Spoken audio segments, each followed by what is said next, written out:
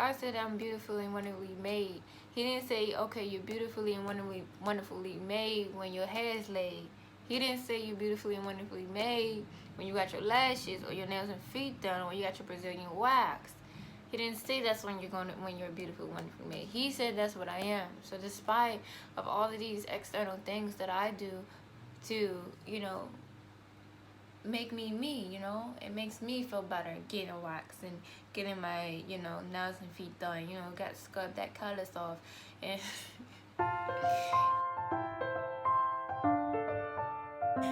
hey everyone, welcome to the Yasmin show. I'm your host, Yasmin. We're gonna talk about relationships. We're gonna talk about singleness. We're gonna talk more specifically about breakups, because clearly that is my expertise. So what do you do after a breakup, or what you should do rather after a breakup? So we're gonna go through my book a little bit. So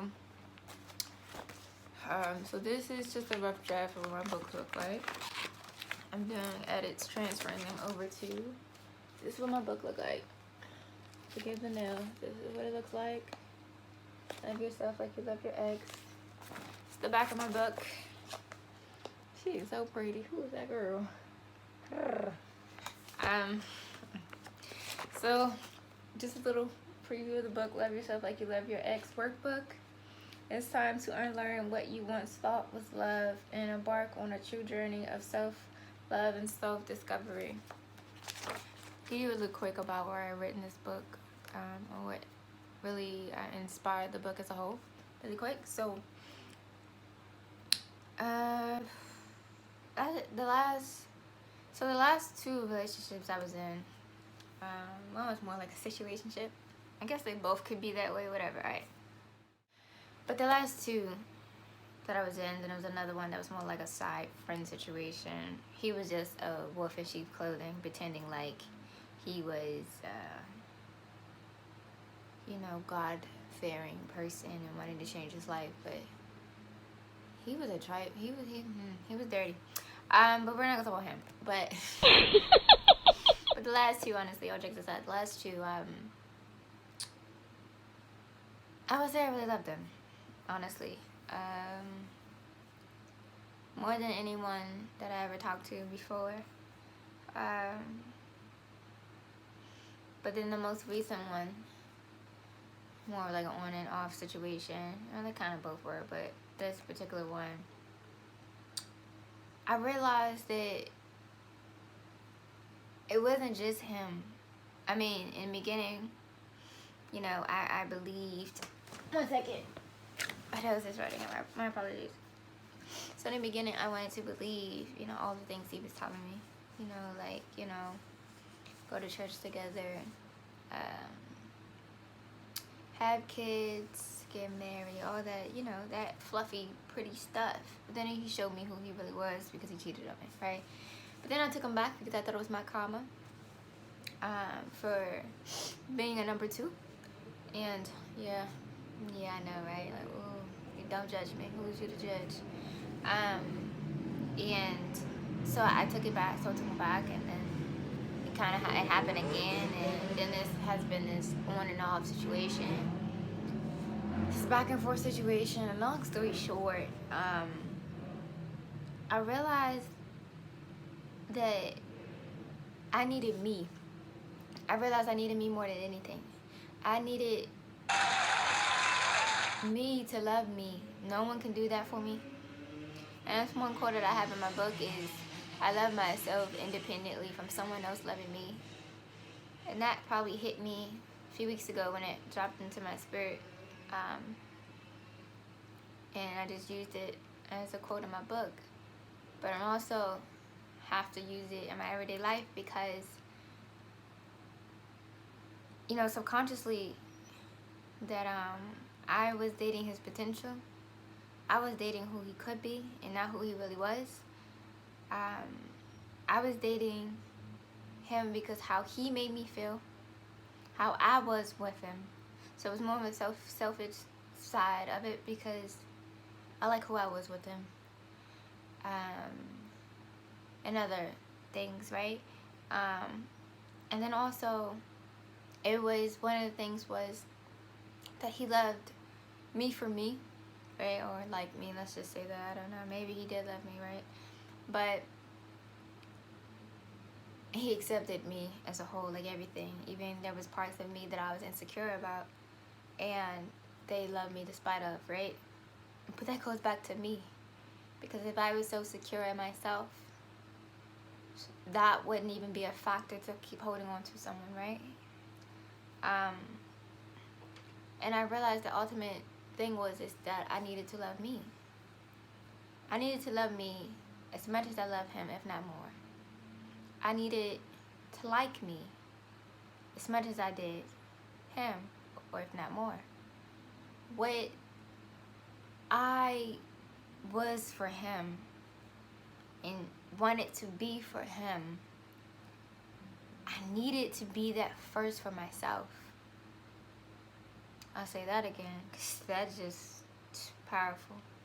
What I was for him and what I wanted to be for him, I needed to be that for myself.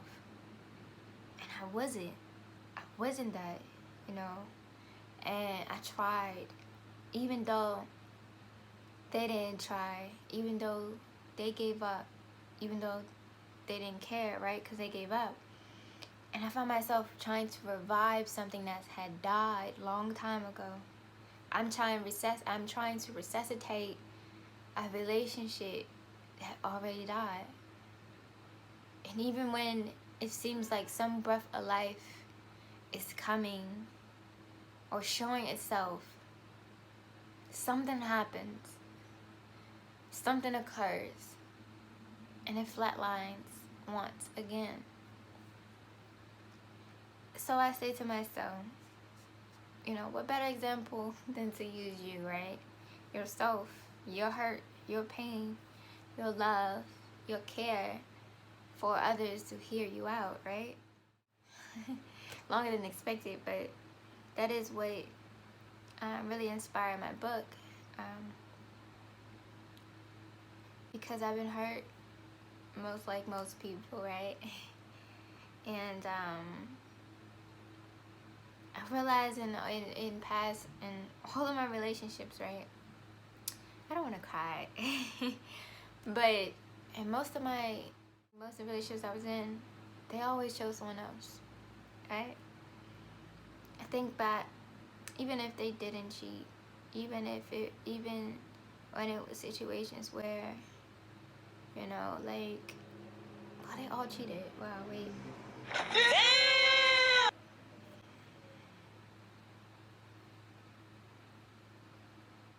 Sorry, but I had to really think about it. Most of the guys I ever talked to cheated on me, right? And I realized that no one chose me, right? Maybe in the beginning they chose me. They did to say that I needed to choose me. No matter what, no matter who doesn't choose me, or it doesn't matter who doesn't choose you, you must choose you. It's really coming back to that self-love thing and being so full of yourself. I want to be to that point. I want to be so full of self in the good way, not a sense of full of self and I'm selfish and I don't care and not sharing. No, not that full of self. Full of self to the extent where I'm so wholeheartedly confident in myself. I'm walking in my truth. I know who I am. I know whose I am. No one can tell me any different. You tell me I look nice, my response is, yeah, thank you, I know.